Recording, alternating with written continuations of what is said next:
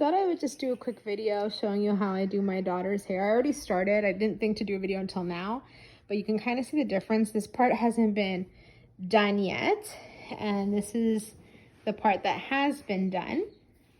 I always soak it really, really well, every section that I do, and then I use a hair cream. My husband just got this one from Afrofest. I'll tag them if I can.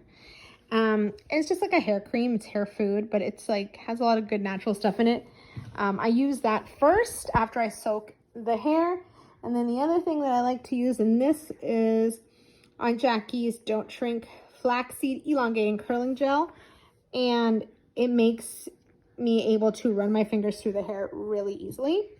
I don't usually use a brush. I section out every tiny section and I saturate it with water and product. I comb it through with my fingers till the curls kind of bunch together.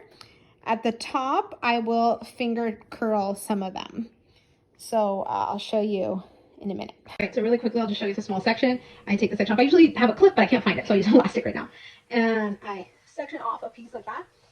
And first step is to soak it, get it really, really wet. This is water with a little bit of conditioner. You can use a leave-in, but I just use water and I just add the shea conditioner into it. It's just like a little trick that I learned from hair school, and it works really well. And it's got to be, gotta be really, really, really, really, really wet, like so. So that's the first step. And just doing that is gonna, that's like half the battle. Then I take a little bit of the cream and I literally just run it through that section, like that. Here, mommy. Yeah, I use towel if you know if you do like really curly hair, then product water gets everywhere. Step 3, still haven't used a brush. I take some of the flaxseed gel, run it through, and this is what really makes it easier to separate.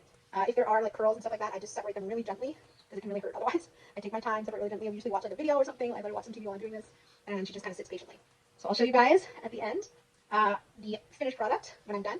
So again, I just kind of run my fingers through it, separating the curls with my fingers.